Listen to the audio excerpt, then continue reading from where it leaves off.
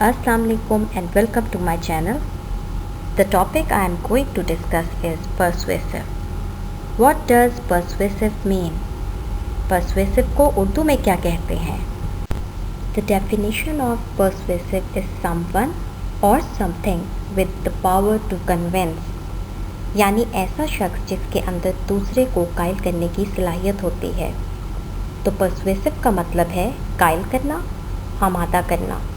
एक एग्ज़ाम्पल लेते हैं एक क्लेवर सेल्समैन की, जिसके अंदर ऐसी खसूसियत होती है कि वो लोगों को अपनी बातों में कर लेता है, मजबूर कर देता है लोगों को कि वो उसकी चीज़ को ख़रीदे। ठीक है, तो ऐसे लोग जो होते हैं उनको पर्सुएसिव कहा जाता है। अगर आप डेफिनेशन देखें तो इस डेफिनेशन में एक लाइन है, something with the power to convince. इसका मतलब ये है कि जैसे कि पर्सुएसिव राइटिंग्स होती हैं कुछ, जिसमें राइटर ऐसे अल्फाज इस्तेमाल करता है कि पढ़ने वाले को अपनी ओपिनियन मानने पर मजबूर कर देता है।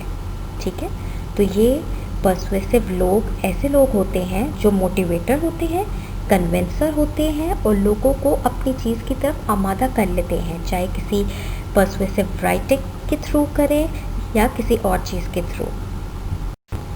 उम्मीद करती हूँ मेरा आज का लेसन आपको अच्छे से समझ आ गया होगा।